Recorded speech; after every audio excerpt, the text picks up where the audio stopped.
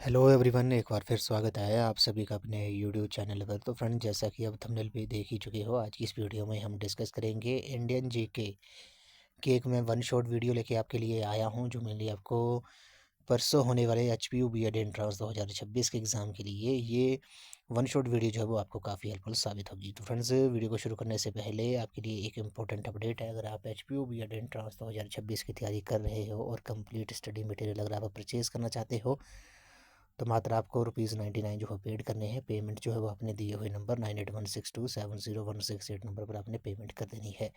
उसके बाद पेमेंट का स्क्रीनशॉट आपने इसी नंबर पर व्हाट्सएप कर देना है। उसके बाद आपको प्रोटेक्टेड पीडीएफ जो है वो प्रोवाइड कर दी जाएंगी। तो मात्र आपने ₹99 पेड करने हैं। पेमेंट और पेमेंट का स्क्रीनशॉट आपने दिए हुए नंबर पर सेंड कर देना है। तो फ्रेंड्स, जैसा कि आपको पता है कि आपका जो परसों एग्ज़ाम है, अब कई एस्पिरेंट्स ऐसे होंगे जिनकी तैयारी जो है वो इतनी अच्छी नहीं होगी, तो उनको मैं यही एडवाइस दूंगा कि वे कंप्लीट स्टडी मटेरियल परचेज़ करके अपनी तैयारी को थोड़ा सा बूस्ट अप कर लें। मात्र आपने ₹99 में जो है वो आपको complete study material official syllabus के अकॉर्डिंग और प्रीवियस ईयर को एनालाइज करके जो है वो पीडीएफ्स बनाई गई हैं। तो फ्रेंड्स, अगर आप एचपीयू बीएड एंट्रेंस 2026 की तैयारी कर रहे हो, तो इसके लिए मैंने एक अलग से प्लेलिस्ट बनाई है, जिसका जो लिंक है वो मैंने डिस्क्रिप्शन बॉक्स में दे दिया है। आप वहाँ पर जाकर वीडियोस देख सकते हो। वहाँ पर आपको सभी सेक्शंस की वीडियोस आपको देखने को मिलेंगी। तो फ्रेंड्स, जैसा कि आपको पता है कि इंडियन जीके के जो है वो 15 क्वेश्चन जो है वो पूछे जाते हैं। टोटल जो है जनरल अवेयरनेस के जो है वो आपके 30 क्वेश्चन पूछे जाते हैं, जिसमें 15 जो होते हैं वे आपके एच एच पी जी के होते हैं। 15 जो होते हैं वो आपके इंडियन जीके के क्वेश्चंस होते हैं। तो 15 क्वेश्चन इंडियन जीके के होते हैं according to syllabus. Official syllabus में एचपीयू ने जो था वो मेंशन किया था प्रोस्पेक्टस में कि कौन कौन से टॉपिक से जो है वो क्वेश्चन पूछे जाएंगे। उसी के अकॉर्डिंग जो है आज का जो सेशन है, वन शॉर्ट वीडियो है, वो रहने वाली है। तो फ्रेंड्स, आपने शॉर्ट फॉर्म में नोट्स जो है वो ज़रूर बना लेने हैं और अपने दोस्तों के साथ, जितने भी आपके दोस्त हैं, एस्पिरेंट्स हैं जो एचपीयू बीएड एंट्रेंस 2026 की तैयारी कर रहे हैं, उनके साथ इस वीडियो को जरूर शेयर कर दें और चैनल को भी शेयर जरूर कर दें।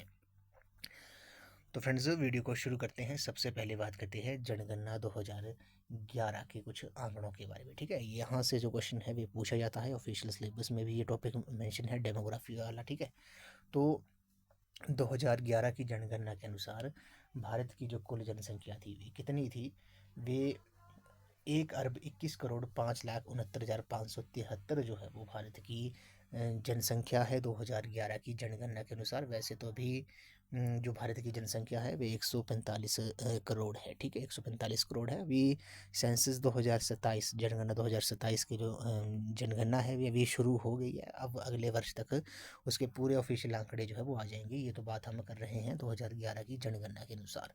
ठीक है, और उसके बाद जो पुरुषों की संख्या है वे कितनी है? वे आपकी 62,31,21,843 है। स्त्रियों की संख्या 58,74,74,47,4730 है। ठीक है, उसके बाद जनसंख्या वृद्धि दर, ये काफ़ी इंपॉर्टेंट है। जो जनसंख्या वृद्धि दर है भारत की वे 17.70% है 2011 की जनगणना के अनुसार। ठीक है, उसके बाद जो पुरुषों की दस की वृद्धि दर है वे आपकी कितनी है? 17.10% है। स्त्रियों की 18.30% है।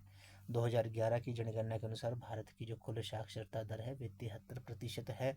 पुरुषों की साक्षरता दर जो है वो 80.9% है। स्त्रियों की जो साक्षरता दर है वे 64.6% है। ठीक है, उसके बाद जो औसत वार्षिक वृद्धि दर है, ठीक है, वार्षिक की बात कर रहे हैं, ये तो 10 की वृद्धि दर थी। जो औसत वार्षिक वृद्धि दर है वे आपकी कितनी है? वे आपकी है 1.64%। ठीक है, उसके बाद जनसंख्या की बात करते हैं। 0 से 6 वर्ष तक के बच्चों की जो जनसंख्या है वे 13.60% है।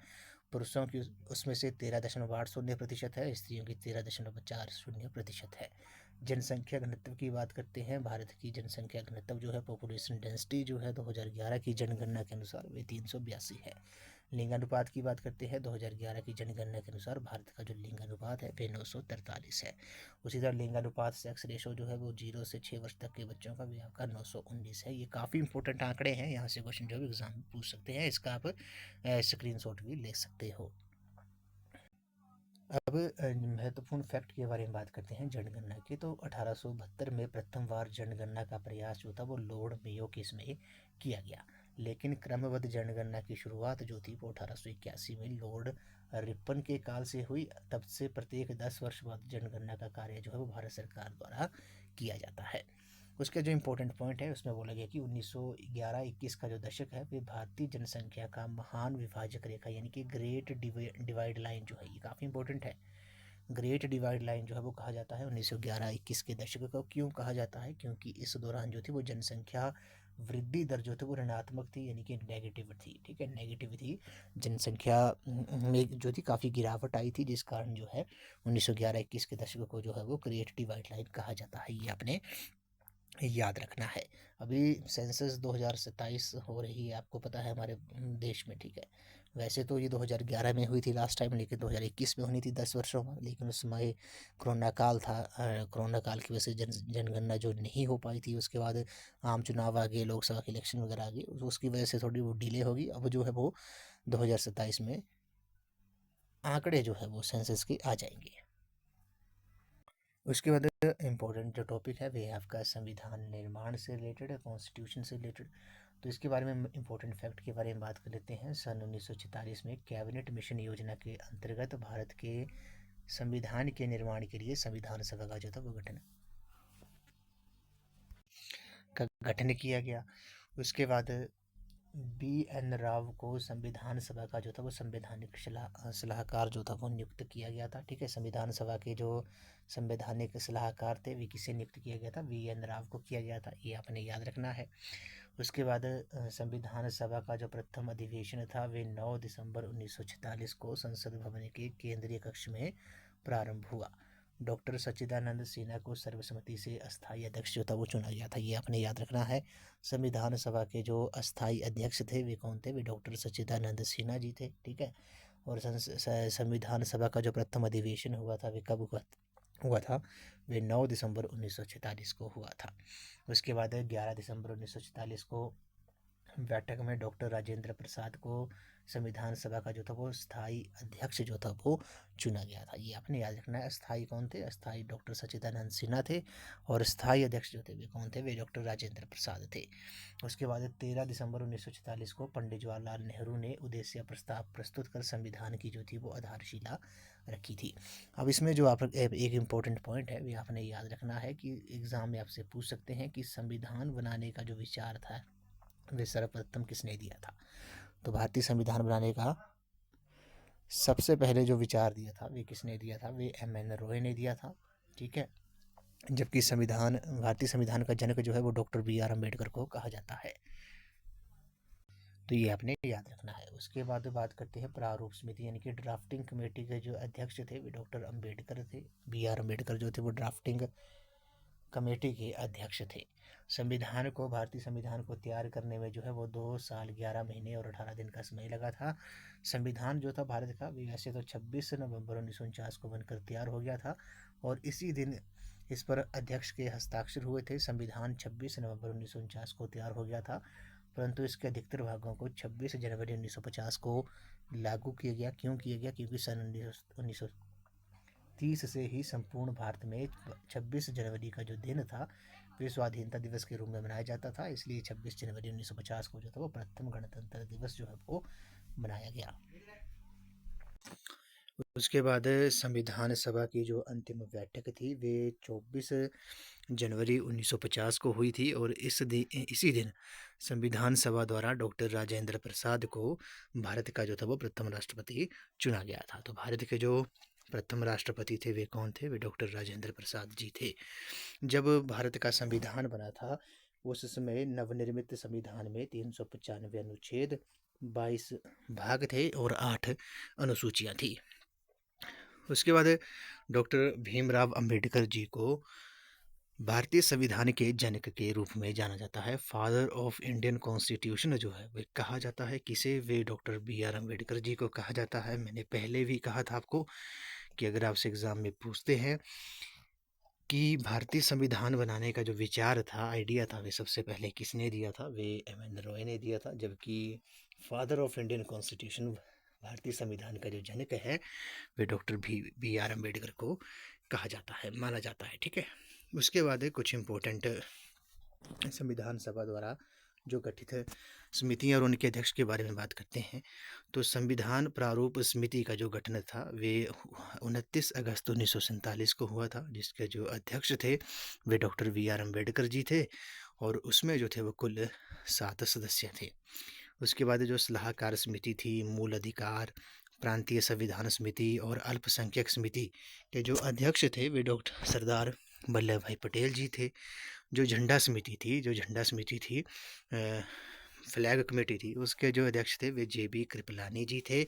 संचालन समिति के जो अध्यक्ष थे वे डॉक्टर राजेंद्र प्रसाद जी थे, और संघ संविधान समिति और संघ समिति के जो अध्यक्ष थे वे पंडित जवाहरलाल नेहरू जी थे। ठीक है, उसके बाद बात करते हैं हम भारतीय संविधान के प्रमुख उपबंध और शत्रुवत के बारे में, यानी कि कौन कौन से उपबंध जो हैं वो किस किस देश से लिए गए हैं। तो जो संसदीय प्रणाली का उपबंध जो है वो ब्रिटेन के संविधान से लिया गया है। और उसके बाद इम्पोर्टेंट है मौलिक अधिकार। ठीक है, मौलिक अधिकार फंडामेंटल राइट्स हो गए ये जो हैं, और स्वतंत्र और निष्पक्ष न्यायपालिका और उपराष्ट्रपति का पद हो गया, ये काफ़ी इम्पोर्टेंट है। ये जो है वो आपके USA United states of America के संविधान से लिए गए हैं। उसी तरह गणतंत्रात्मक शासन व्यवस्था जो है रिपब्लिक, ये आपका फ्रांस से लिया गया है। और संघात्मक शासन व्यवस्था जो है वो कनाडा के संविधान से लिया गया है। संविधान संशोधन, यानी कि आप अमेंडेड कर सकते हो, कॉन्स्टिट्यूशन में संशोधन कर सकते हो संविधान में, ये जो है वो आपके दक्षिण अफ्रीका, साउथ अफ्रीका के संविधान से जो है वो लिया गया है। उसी तरह आपात उपबंध, इमरजेंसी प्रोविज़न जो है वे आपके पश्चिम जर्मनी का वाइमर संविधान से जो है लिया गया है। उसी तरह काफ़ी इंपॉर्टेंट है समवर्ती सूची होगी, कनकरेंट लिस्ट होगी, प्रस्तावना की भाषा होगी, प्रियम्बल की। ठीक है, और केंद्र और राज्यों के मध्य शक्ति विभाजन, ये सभी जो है वो आपके ऑस्ट्रेलिया के संविधान से लिया गया है। उसके बाद जो इम्पोर्टेंट है वे आपका है राज्य के नीति निर्देशक तत्व, स्टेट डायरेक्टिव पॉलिसीज जो हैं, और राष्ट्रपति के निर्वाचक मंडल की व्यवस्था होगी। राज्यसभा में साहित्य, कला, विज्ञान व समाज सेवा में ख्याति प्राप्त व्यक्तियों के मनोनयन का सिद्धांत जो है वे आयरलैंड के संविधान से लिया गया है। और मौलिक कर्तव्य, ठीक है, फंडामेंटल ड्यूटीज़ जो हैं वे लिया गया है पूर्व सोवियत संघ, यानी कि फॉर्मर USSR, जिसे अब रशिया के नाम से जाना जाता है, उसके संविधान से जो है वो फंडामेंटल ड्यूटीज़ का जो उपबंध था वे लिया गया था। ये आपने बात इंपॉर्टेंट फैक्ट जो है वो याद रखने हैं, क्योंकि कॉन्स्टिट्यूशन वाला जो टॉपिक है वे HPU ने मेंशन किया है एग्जाम ऑफिशियल सिलेबस में, कि यहाँ से जो क्वेश्चन है वो एग्ज़ाम में पूछे जाएंगे। उसी तरह बात करते हैं संविधान सभा के जो अन्य कार्य थे। ठीक है, जैसे संविधान के निर्माण और आम कानून को लागू करने के अलावा संविधान ने निम्नलिखित कार्य किए। क्या कार्य किए थे? तो क्या कार्य किए थे? संविधान सभा ने मई 1949 में राष्ट्रमंडल, यानी कि कॉमनवेल्थ में भारत की सदस्यता का सत्यापन किया। और संविधान सभा ने 22 जुलाई 1947 को राष्ट्रीय ध्वज को अपनाया था। ठीक है, 24 जनवरी 1950 को संविधान सभा ने राष्ट्रीय गान, नेशनल एंथम जो था वो अपनाया था। उसके बाद 24 जनवरी 1950 को ही राष्ट्रीय गीत, नेशनल सॉन्ग वंदे मातरम जो था उसे अपनाया गया था। उसके बाद संविधान सभा की जो अंतिम बैठक थी वह 24 जनवरी 1950 को हुई, और इसी दिन संविधान सभा द्वारा डॉक्टर राजेंद्र प्रसाद को भारत का प्रथम राष्ट्रपति चुना गया। और जब भारतीय संविधान बना था उसमें 395 अनुच्छेद, 22 भाग और 8 अनुसूचियाँ थी। डॉक्टर BR अम्बेडकर को भारतीय संविधान के जनक के रूप में जाना जाता है। उसके बाद जो इम्पोर्टेंट टॉपिक है आपका वे है आपका सौरमंडल का, यानी कि सोलर सिस्टम का। ठीक है, सोलर सिस्टम से भी क्वेश्चन पूछे जाते हैं। तो पहले तो आपने नोट कर लेना है कि हॉटेस्ट प्लैनेट जो है, सबसे गर्म ग्रह जो है वो सौरमंडल का वे कौन सा है? वे वीनस है। शुक्र जो है वो सबसे गर्म प्लैनेट है। ठीक है, हॉटेस्ट प्लैनेट है। अब कुछ इंपॉर्टेंट फैक्ट्स के बारे में बात कर लेते हैं। जैसे सौरमंडल में जो टोटल ग्रह हैं वे आपके कितने हैं? वे 8 है। सबसे बड़ा ग्रह जो है वो आपका कौन सा है? बृहस्पति है, जुपिटर है। उसके बाद सबसे छोटा ग्रह जो है वो आपका बुध है। पृथ्वी का उपग्रह कौन सा है? तो वे आपका चंद्रमा है। ठीक है, सूर्य से सबसे निकट ग्रह, सूर्य के सबसे नज़दीक जो है वो आपका कौन सा है? बुध है, मरकरी है। उसके बाद सूर्य से सबसे दूर जो स्थित ग्रह है वे आपका वरुण है। पृथ्वी के सबसे निकट ग्रह जो है वो आपका कौन सा है? वे शुक्र है। सबसे अधिक चमकीला ग्रह जो है वो आपका कौन सा है? शुक्र है, जिसे evening star as well as morning star कहा जाता है, वे शुक्र को कहा जाता है। सबसे अधिक चमकीला तारा जो है वे साइरस डॉग स्टार है।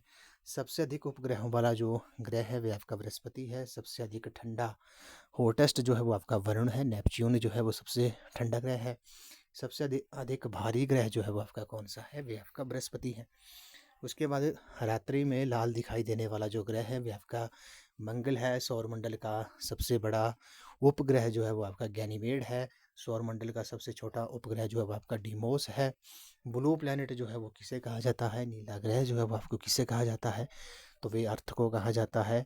अर्थ को नीला ग्रह ब्लू प्लैनेट जो है वो क्यों कहा जाता है? क्योंकि पृथ्वी पर जो है वो 70% भाग पर पानी है, जिस कारण इसे जो है वो ब्लू प्लैनेट कहा जाता है।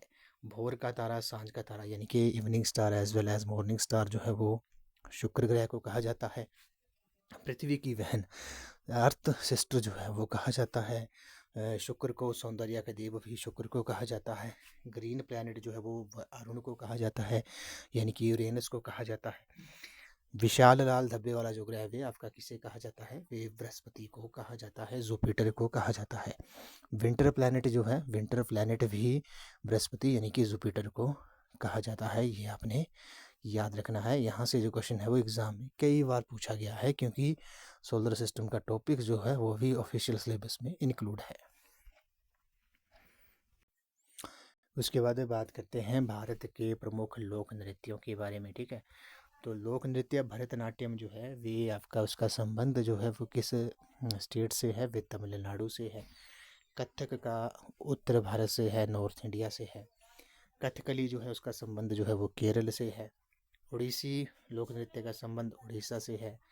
उसी तरह मोहिनी अट्टम का संबंध जो है वो आपका केरल स्टेट से है। कुचिपुड़ी जो है ये काफ़ी इंपॉर्टेंट है। कुचिपुड़ी का जो संबंध है वे आपका आंध्र प्रदेश से है। बिहू इसका जो संबंध है वे असम से है। भांगड़ा और गिद्धा का संबंध जो है वो पंजाब राज्य से है।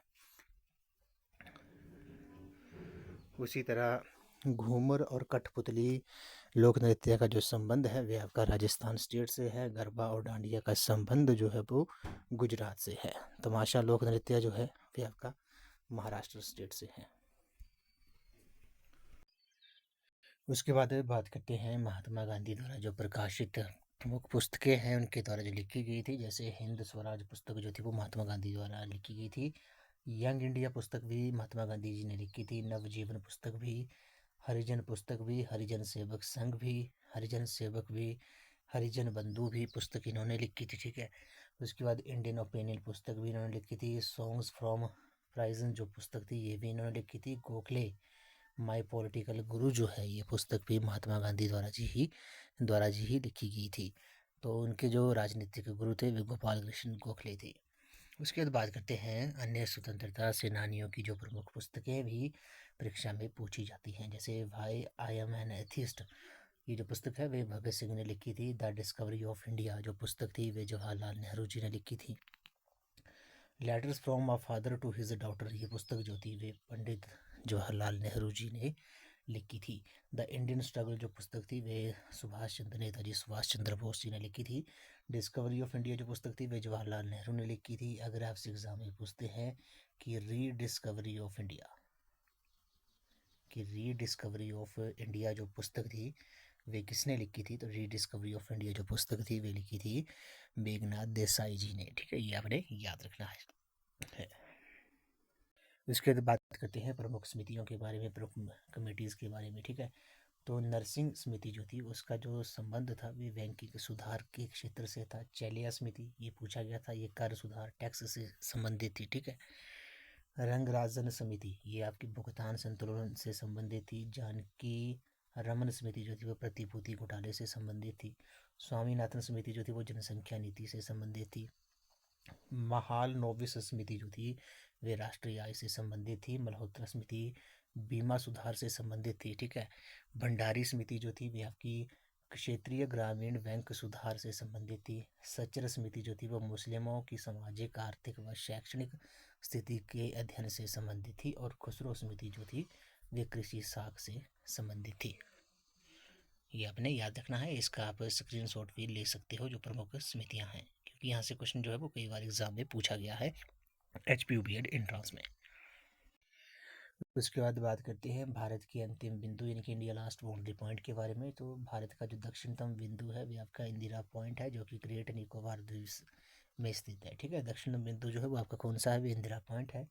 उत्तरतम बिंदु जो है वो आपका इंदिरा काल है, जो कि जम्मू कश्मीर में है। पश्चिमी बिंदु जो है वो आपका गौर माता है, जो कि गुजरात स्टेट में है। पूर्वी बिंदु जो है वो किबीथू है, जो कि अरुणाचल प्रदेश में स्थित है। मुख्य भूमि की जो दक्षिणतम सीमा है वे कन्याकुमारी है, जो कि तमिलनाडु में स्थित है। ये बात कर ली हमने भारत के अंतिम बिंदु के बारे में। उसके बाद बात करते हैं भारत का पड़ोसी देशों के साथ सीमा विस्तार के बारे में। Border expansion with neighbouring countries of India. तो भारत की जो सबसे लंबी जो सीमा है वे किस देश के साथ लगती है, वे बांग्लादेश के साथ लगती है। कितनी लगती है, 4096.7 किलोमीटर। उसके बाद भारत की सीमा चीन के साथ सबसे ज़्यादा लगती है, 3488 किलोमीटर। उसके बाद भारत की पाकिस्तान के साथ 3323 किलोमीटर। उसके बाद नेपाल के साथ 1751 किलोमीटर। उसके बाद म्यांमार के साथ 1643 किलोमीटर। उसके बाद भूटान के साथ लगती है 966 किलोमीटर।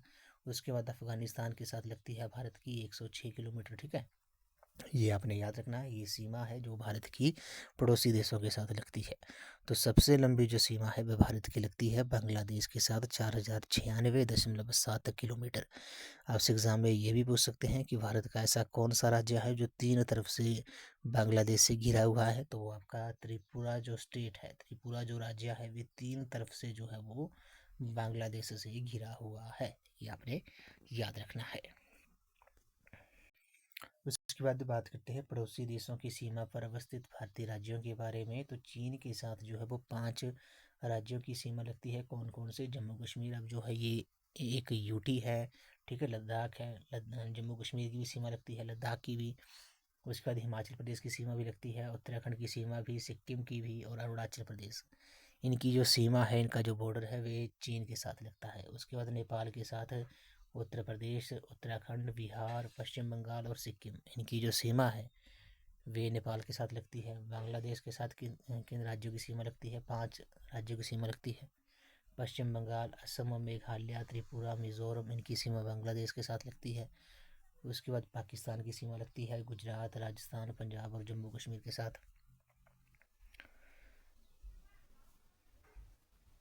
उसके बाद म्यांमार के साथ अरुणाचल प्रदेश, नागालैंड, मणिपुर और मिजोरम की सीमा लगती है।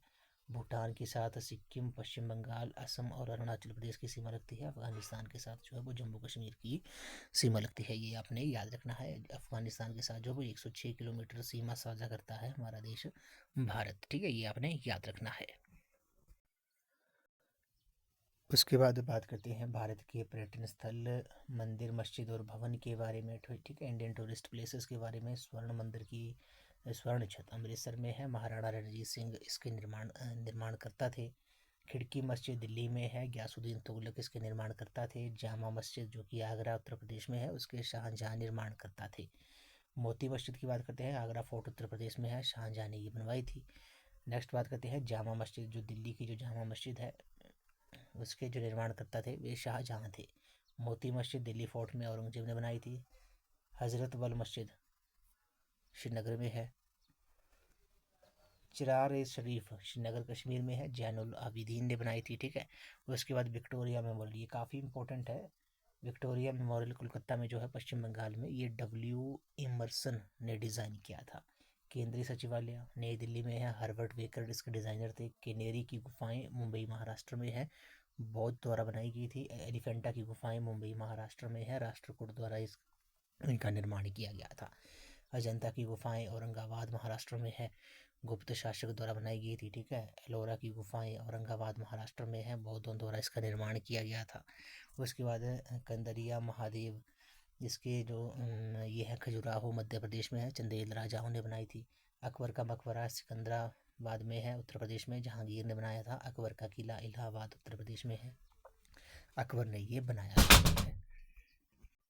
उसके बाद बात करते हैं एतमादुल्ला का मकबरा आगरा उत्तर प्रदेश में है, नूरजहां इसके निर्माण करता थे। ताजमहल आगरा में है, शाहजहां ने बनाया है। ठीक है, निशांत बाग जम्मू कश्मीर में है।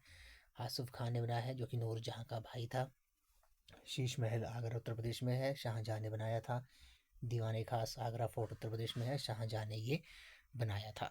उसके बाद बड़ा इमाम बाड़ा लखनऊ उत्तर प्रदेश में है, नवाब आसिफ उदौला ने बनाया है। छोटा इमाम बाड़ा लखनऊ उत्तर प्रदेश में है, मोहम्मद अली शाह ने ये बनाया है। टीपू का महल बेंगलुरु कर्नाटक में है, हैदर अली और टीपू सुल्तान ने बनाया था। ठीक है। गोलकुंडा का किला हैदराबाद तेलंगाना में है, कुतुब शाही ने बनाया था। कोचीन का किला केरल में है, पुर्तगालियों द्वारा बनाया गया था। विजय स्तंभ काफ़ी इंपॉर्टेंट है, चित्तौड़गढ़ राजस्थान में है, महाराणा कुंभा ने बनाया था। कुतुब मीनार दिल्ली में है, कुतुबुद्दीन ऐबक इसके निर्माणकर्ता थे। अढ़ाई दिन का झोपड़ा, ये काफ़ी इंपॉर्टेंट है। अढ़ाई दिन का झोपड़ा जो था वो अजमेर राजस्थान में है, कुतुबुद्दीन ऐबक इसके निर्माणकर्ता थे। नेक्स्ट बात करते हैं हौज खास के बारे में। तो इसके निर्माणकर्ता जो थे वो अलाउद्दीन खिलजी थे, दिल्ली में है। ठीक है। तुगलकाबाद दिल्ली में है, गयासुद्दीन तुगलक इसके निर्माणकर्ता थे। फिरोज शाह कोटला दिल्ली में है, ठीक है।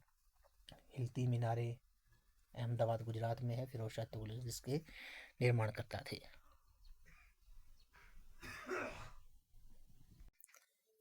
उसके बाद विलियम फोर्ट कोलकाता पश्चिम बंगाल में है, लॉर्ड क्लाइव इसके निर्माणकर्ता थे। बीबी का मकबरा औरंगाबाद महाराष्ट्र में है, औरंगजेब ने बनाया था।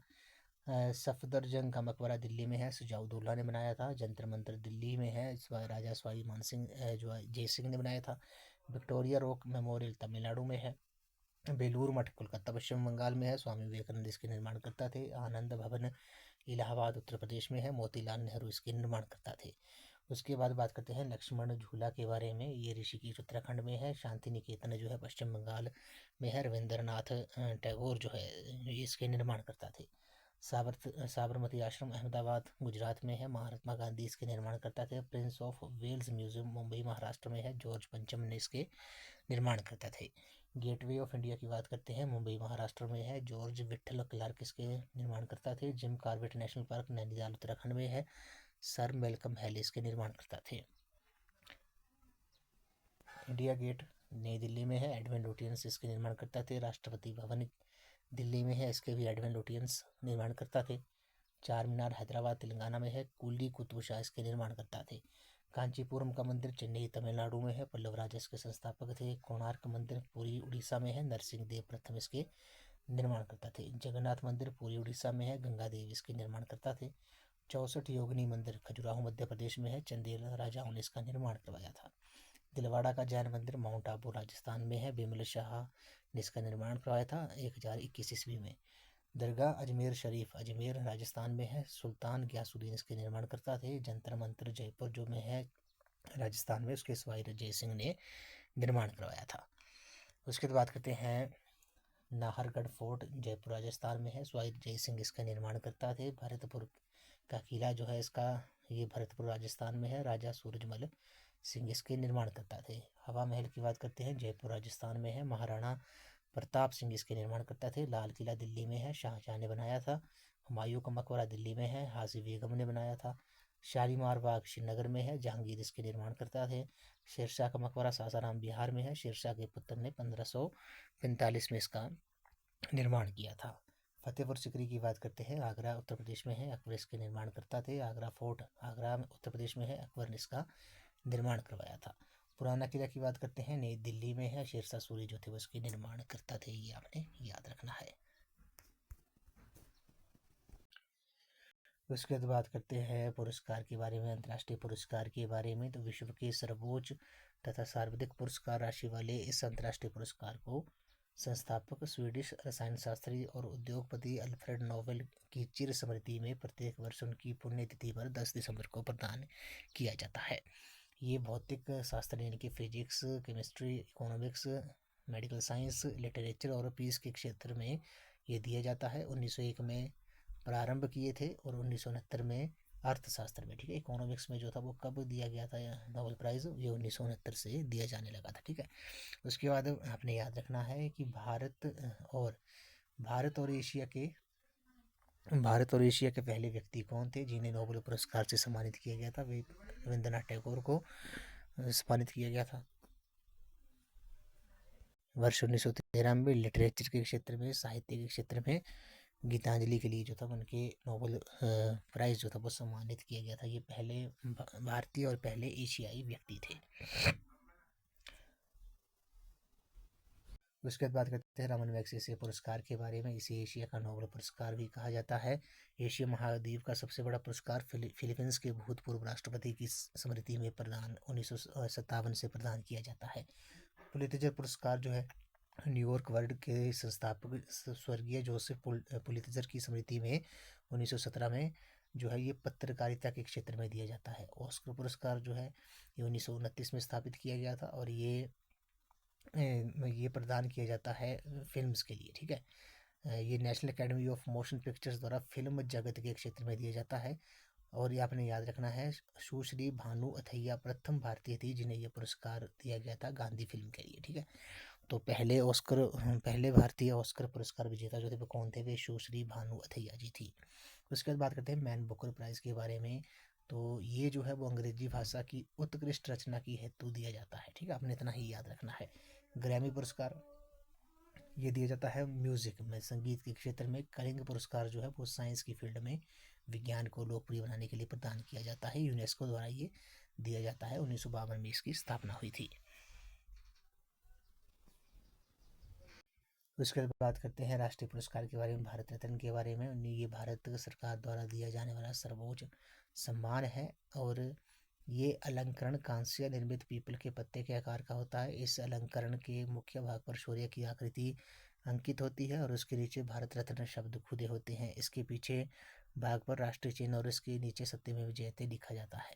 1954 में सर्वप्रथम यह डॉक्टर सर्वपल्ली राधाकृष्णन, चक्रवर्ती राजगोपालाचारी और चंद्रशेखर वेंकटरमण सीवी रमन को प्रदान किया गया था। पद्म विभूषण, पद्म भूषण और पद्मश्री जो है ये पुरस्कार कर्मचारियों द्वारा की गई सेवा सहित किसी भी क्षेत्र में की गई उच्च कोटि की विशिष्ट सेवाओं के लिए प्रदान किया जाता है। सर्वोच्च जो सम्मान है भारत सरकार का भारत रत्न है, दूसरे नंबर पर पद्म विभूषण है, उसके बाद पद्म भूषण है और उसके बाद पद्मश्री है, ठीक है। ये आपने याद रखना है। उसके बाद बात करते हैं शौर्य पुरस्कार के बारे में। भारत सरकार द्वारा प्रत्येक वर्ष राष्ट्रीय पर्वों, गणतंत्र दिवस, स्वतंत्रता दिवस और अन्य महत्वपूर्ण अवसरों पर सैन्य कर्मियों को अदम्य साहस प्रदर्शित करने पर शौर्य पुरस्कार दिए जाते हैं। जैसे परमवीर चक्र, ये देश का सर्वोच्च शौर्य पुरस्कार 1947 से उस बहादुर सैनिक को प्रदान किया जाता है जिसने शत्रु का सामना करते हुए अदम्य साहस और वीरता का परिचय दिया हो। सबसे पहले मेजर सोमनाथ शर्मा जो कि कुमाऊं रेजिमेंट के थे, उन्हें मरणोपरांत ये प्रदान किया गया था परमवीर चक्र। उसके बाद महावीर चक्र की बात करते हैं। देश का ये दूसरा सर्वोच्च शौर्य पुरस्कार है। उसके बाद वीर चक्र ये तीसरा सर्वोच्च पुरस्कार है, ठीक है। और चौथा जो है वो आपका अशोक चक्र, ये देश का सर्वोच्च शांतिकालीन शौर्य पुरस्कार है, अशोक चक्र, ठीक। ये आपने याद रखना है। उसके बाद वन लाइनर क्वेश्चन डिस्कस करते हैं। पहला है भगवान बुद्ध को ज्ञान की प्राप्ति कहाँ हुई थी? तो ये बोध गया में हुई थी। आर्य समाज की स्थापना किसने की थी? स्वामी दयानंद ने की थी। पंजाबी भाषा की जो लिपि है वे कौन सी है? वे गुरुमुखी लिपि है। भारत की मुख्य भूमि का दक्षिणतम बिंदु कौन सा है? कन्याकुमारी है, तमिलनाडु में। भारत में सबसे पहले सूर्य किस राज्य में निकलता है? वह अरुणाचल प्रदेश में निकलता है। और लैंड ऑफ राइजिंग सन जो है वो जापान को कहा जाता है। लैंड ऑफ मिडनाइट सन जो है वो नॉर्वे देश को कहा जाता है। इंसुलिन का प्रयोग किस बीमारी के लिए के उपचार में होता है? तो मधुमेह की होता है। बिहू किस राज्य का प्रसिद्ध त्योहार है? असम का है। कौन सा विटामिन आंवले में प्रचुर मात्रा में मिलता है? तो विटामिन सी। जितने भी खट्टे फल होंगे, खट्टी चीज़ें होंगी, उसमें विटामिन सी होगा। भारत का प्रथम गवर्नर जनरल कौन था? विलियम बेंटिक थे। कागज का आविष्कार किस देश में हुआ था? चीन में हुआ था। ये आपने याद रखना है। गौतम बुद्ध का बचपन का क्या नाम था? सिद्धार्थ था। भारत में सशस्त्र बलों का सर्वोच्च सेनापति कौन होता है? राष्ट्रपति होता है। रतौंधी, ठीक है, नाइट ब्लाइंडनेस जो है वो किस विटामिन की कमी से होता है? विटामिन ए से। पोंगल जो है वो किस राज्य का त्यौहार है? ये आपका तमिलनाडु का है। गिद्दा और भांगड़ा किस राज्य के लोक नृत्य है? पंजाब के हैं। टेलीविज़न का आविष्कार किसने किया था? जॉन लोगी वेयर ने किया था। भारत की पहली महिला शासिका कौन थी? रजिया सुल्तान थी। मछली किसकी सहायता से सांस लेती है? गलफड़ों से, ठीक है। इंकलाब जिंदाबाद का नारा किसने दिया था? सरदार भगत सिंह ने। जलियांवाला बाग हत्याकांड कब हुआ था? ये बैसाखी के दिन 13 अप्रैल 1919 को हुआ था, अमृतसर पंजाब में। उसके बाद बात करते हैं 1939 में कांग्रेस छोड़ने के बाद सुभाष चंद्र बोस ने किस दल की स्थापना की थी? फॉरवर्ड ब्लॉक ने। पंजाब केसरी किसे कहा जाता है? लाला लाजपत राय को। सैंडर्स की हत्या किसने की थी? भगत सिंह ने की थी। 1857 के विद्रोह में किसने अपने बलिदान सबसे पहले दिया? तो मंगल पांडे ने दिया था। भारत की पहली महिला राज्यपाल कौन थी? सरोजनी नायडू थी, जो कि उत्तर प्रदेश स्टेट की राज्यपाल थी। माउंट एवरेस्ट पर 2 बार चढ़ने वाली पहली भारतीय महिला कौन थी? संतोष यादव थी।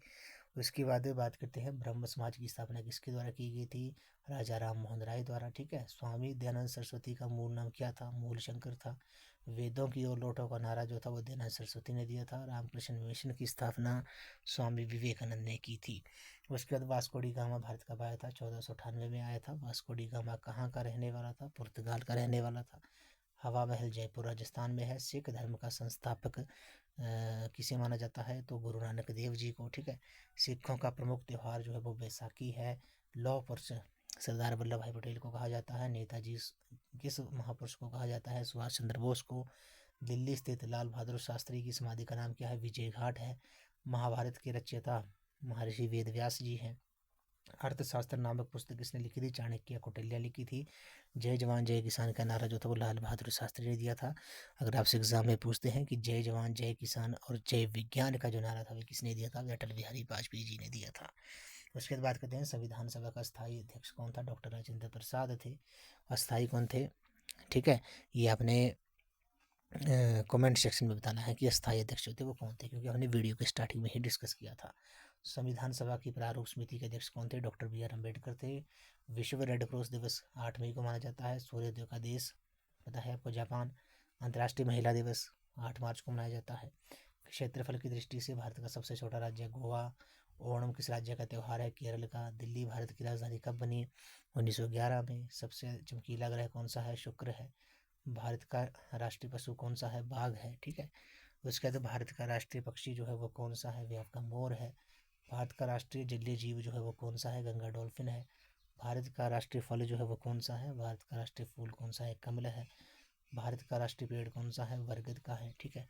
भारत का राष्ट्रीय खेल जो है वो कौन सा है? हॉकी है।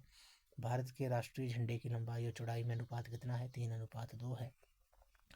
भारत का राष्ट्रीय गान रविंद्रनाथ टैगोर जी ने लिखा है। भारत का राष्ट्रीय गीत जो है वो कौन सा है? वंदे मातरम है।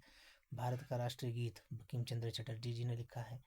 महात्मा गांधी को राष्ट्रपिता सबसे पहले किसने कहा था? नेताजी सुभाष चंद्र बोस जी ने कहा था। इसके बाद बात करते हैं हमारा राष्ट्रीय पंचांग कौन सा है? शक संवत है। राष्ट्रीय गान गाने की अवधि जो है वो कितनी है? 52 सेकंड है। रेडियो एक्टिविता की खोज हेनरी बेकरल ने की थी। पेसमेकर का संबंध हृदय से है, हार्ट से है। मानव शरीर की किस ग्रंथि को मास्टर ग्रंथि कहा जाता है? पीयूष ग्रंथि को। ठीक है। कार्बन का शार्वत्रिक रूप कौन सा है? हीरा है। एक्सरे का आविष्कार रॉटनसन ने किया था। किस धातु का प्रयोग सबसे पहले मानव द्वारा किया गया था? तांबा, कॉपर। अंतरिक्ष यात्री को बाह्य आकाश कैसा दिखाई देता है? काला। दूरबीन का आविष्कार गैलीलियो ने किया था।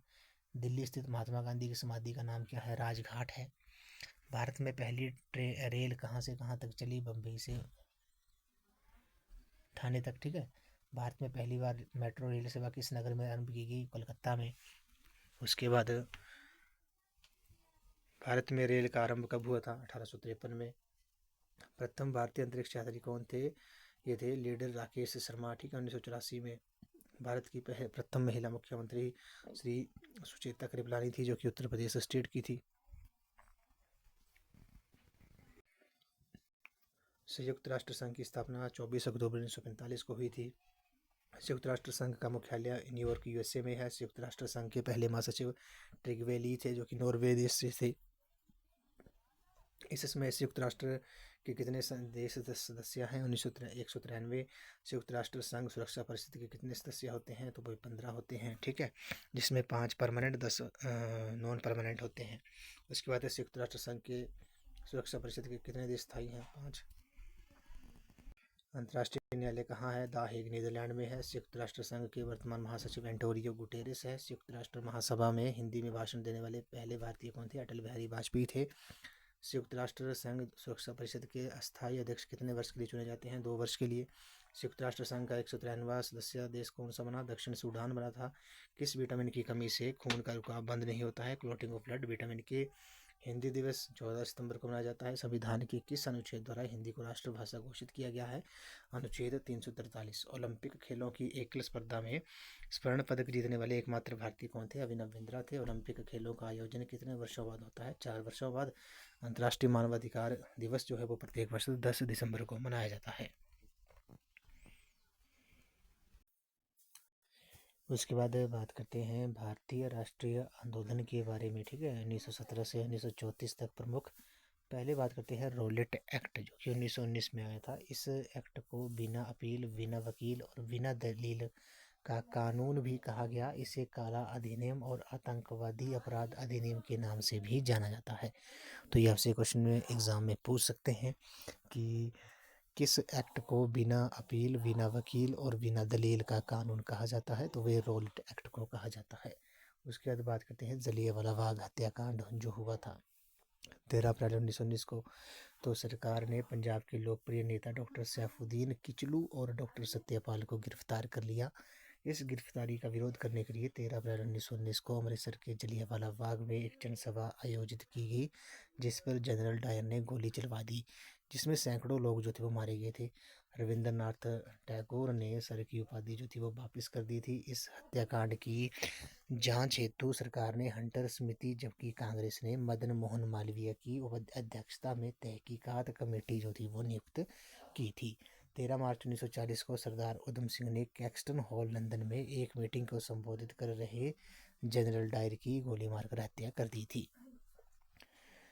उसके बाद बात करते हैं खिलाफत आंदोलन के बारे में। 1919 में अखिल भारतीय खिलाफत कमेटी का गठन किया गया। इस आंदोलन में मोहम्मद अली और शौकत अली ने महत्वपूर्ण भूमिका निभाई। 1919 में दिल्ली में आयोजित अखिल भारतीय खिलाफत कमेटी के अधिवेशन की अध्यक्षता महात्मा गांधी जी ने की थी। नेक्स्ट बात करते हैं असहयोग आंदोलन के बारे में। लाला लाजपत राय की अध्यक्षता में हुए कलकत्ता अधिवेशन में गांधी जी के नेतृत्व में असहयोग आंदोलन का प्रस्ताव पारित हुआ। गांधी जी द्वारा अपनी केसरे हिंद की उपाधि वापस की गई। उत्तर प्रदेश के गोरखपुर जिले में चौरा चोरी नामक स्थान पर 5 फरवरी 1922 को आंदोलनकारी भीड़ ने पुलिस के 22 जवानों को थाने के अंदर जिंदा जला दिया। इस घटना से गांधी जी अत्यंत आहत हो गए और 12 फरवरी 1922 को असहयोग आंदोलन जो था वो वापस ले लिया था। नेक्स्ट बात करते हैं स्वराज पार्टी के बारे में। अचानक असहयोग आंदोलन को वापस लेने से असंतुष्ट कांग्रेस नेताओं ने CR दास और मोतीलाल नेहरू ने स्वराज पार्टी की स्थापना की और वर्ष 1923 में केंद्रीय तथा प्रांतीय लेजिस्लेटिव असेंबली के चुनावों में भाग लिया। नेक्स्ट बात करते हैं साइमन कमीशन के बारे में। ब्रिटिश सरकार ने सर जॉन साइमन के नेतृत्व में 7 सदस्यों वाले आयोग की स्थापना की, जिसमें सभी सदस्य ब्रिटेन के थे। इस आयोग में किसी भी भारतीय को शामिल नहीं किया गया, जिस कारण भारत में इस कमीशन का तीव्र विरोध हुआ। लाहौर में लाठी की गहरी चोट लगने के कारण लाला लाजपत राय की अक्टूबर 1928 में जो थी वो मृत्यु हो गई थी। नेक्स्ट बात करते हैं नेहरू रिपोर्ट के बारे में। भारतीयों ने मोतीलाल नेहरू के नेतृत्व में संविधान का निर्माण किया, जिसे नेहरू रिपोर्ट जो है वो कहा गया, और ये 1928 में आई थी। नेक्स्ट बात करते हैं कांग्रेस का लाहौर अधिवेशन के बारे में। 1929 के लाहौर अधिवेशन की अध्यक्षता पंडित जवाहरलाल नेहरू ने की थी, जिसमें पूर्ण स्वराज को अंतिम लक्ष्य माना गया। ये भी निश्चित किया गया कि हर साल 26 जनवरी को सांकेतिक स्वाधीनता दिवस जो है वो मनाया जाएगा। नेक्स्ट बात करते हैं दांडी यात्रा और सविनय अवज्ञा आंदोलन के बारे में। गांधी जी ने साबरमती आश्रम में 12 मार्च 1930 को दांडी के लिए यात्रा जो थी वो आरंभ की थी। 24 दिन की लंबी यात्रा के पश्चात 6 अप्रैल 1930 को दांडी में पहुंचकर गांधी जी ने सांकेतिक रूप से नमक कानून तोड़ा और सविनय अवज्ञा आंदोलन प्रारंभ किया। पश्चिम उत्तर भारत में सविनय अवज्ञा आंदोलन का नेतृत्व अब्दुल गफ्फार खान ने किया। उन्होंने खुदाई खिदमतगार नामक संगठन जो था वो बनाया था। नेक्स्ट बात करते हैं प्रथम गोलमेज सम्मेलन के बारे में। ये सम्मेलन 12 नवंबर 1930 से 13 जनवरी 1931 तक लंदन में आयोजित किया गया। ये सम्मेलन कांग्रेस के बहिष्कार के फलस्वरूप फीका साबित हुआ। गांधी इरविन समझौता। महात्मा गांधी और वायसराय इरविन के मध्य 5 मार्च 1931 को एक समझौता हुआ, जिसे गांधी इरविन समझौते के नाम से जाना जाता है। इस समझौते के फलस्वरूप कांग्रेस ने अपनी तरफ से सविनय अवज्ञा आंदोलन समाप्त करने की घोषणा की तथा गांधी जी दूसरे गोलमेज सम्मेलन में भाग लेने के लिए तैयार हो गए। दूसरा गोलमेज सम्मेलन जो था वो ये 7 सितंबर 1931 से लेकर 1 दिसंबर 1931 तक लंदन में हुआ। इस सम्मेलन में गांधी जी ने कांग्रेस के प्रतिनिधि के रूप में भाग लिया। सांप्रदायिक पंचायत के बारे में बात करते हैं। 16 अगस्त 1932 को विभिन्न संप्रदायों के प्रतिनिधि के विषय पर ब्रिटिश प्रधानमंत्री रैमजे मैकडॉनल्ड ने कम्युनल अवार्ड जो था वो जारी किया था। इस पंचायत में पृथक निर्वाचक पद्धति को न केवल मुसलमानों के लिए जारी रखा गया अपितु इसे दलित वर्गों पर भी लागू किया गया। पूना समझौता की बात करते हैं। पूना समझौता जो था गांधी जी और अम्बेडकर के मध्य 25 सितंबर 1932 को एक समझौता हुआ जिसे पूना समझौता के नाम से जाना जाता है। समझौते के अंतर्गत अम्बेडकर ने हरिजनों के पृथक प्रतिनिधित्व की मांग को वापस ले लिया और संयुक्त निर्वाचन के सिद्धांत को स्वीकारा गया। साथ ही हरिजनों के लिए सुरक्षित 75 स्थानों को बढ़ाकर 148 कर दिया गया। उसके बाद बात करते हैं तृतीय गोलमेज सम्मेलन के बारे में। 17 नवंबर 1932 से लेकर 24 दिसंबर 1932 तक आयोजित ये सम्मेलन लंदन में कांग्रेस के बहिष्कार के फलस्वरूप फीका साबित हुआ। ठीक है, तो फ्रेंड्स आज की इस वीडियो में बस इतना ही। आज मैं आपके लिए एक वन शॉट वीडियो लेके आया था इंडियन जीके की, जिसमें हमने मेनली मोस्ट इंपॉर्टेंट टॉपिक्स जो हैं वो कवर कर लिए हैं। आपको पता है इंडियन जीके के जो है वो 15 क्वेश्चन पूछे जाते हैं। टोटल 30 क्वेश्चन पूछे जाते हैं जनरल अवेयरनेस के जीके के, जिसमें 15 जो होते हैं वे इंडियन जीके के होते हैं और 15 जो होते हैं वे आपके HP जीके के होते हैं। ठीक है, तो जो ऑफिशियल सिलेबस मेंशन किया था HPU ने, जो टॉपिक्स मेंशन किए थे उसी के अकॉर्डिंग मैं आपके लिए ये टॉपिक्स लेके आया था। तो फ्रेंड्स आई होप आपको ये वीडियो पसंद आई होगी। तो वीडियो को लाइक शेयर एंड कमेंट जो है वो ज़रूर कर दें और चैनल को सब्सक्राइब भी जरूर कर दें और बेल आइकन प्रेस करना ना भूलें और नोटिफिकेशन ऑन कर दें ताकि मेरे आने वाली हर वीडियो की नोटिफिकेशन आपको मिलती रहे। तो फ्रेंड्स अगर आप कंप्लीट स्टडी मटेरियल परचेज़ करना चाहते हो तो मात्र आपने ₹99 जो पेड करने हैं। पेमेंट जो है वो अपने 9816270168 नंबर पर आपने पेमेंट कर देनी है। उसके बाद पेमेंट का स्क्रीनशॉट आपने इसी नंबर पर व्हाट्सएप कर देना है। उसके बाद आपको प्रोटेक्टेड PDF जो है प्रोवाइड कर दी जाएंगी सभी सेक्शन की, जो कि अकॉर्डिंग टू सिलेबस और प्रीवियस को एनालाइज करके जो है वो PDFs बनाई गई हैं। तो मात्र आपने ₹99 पेड करने हैं। पेमेंट और पेमेंट का स्क्रीनशॉट आपने दिए हुए नंबर पर सेंड कर देना है। तो फ्रेंड्स अगर आप HPU B.Ed एंट्रांस 2026 की तैयारी कर रहे हो तो इसके लिए मैंने एक अलग से प्ले लिस्ट बनाई है, जिसका जो लिंक है वो मैंने डिस्क्रिप्शन बॉक्स में दे दिया है। आप वहाँ पर जाकर वीडियोस देख सकते हो। वहाँ पर आपको सभी सेक्शंस की वीडियोस आपको देखने को मिलेंगी। तो आज की इस वीडियो में बस इतना ही।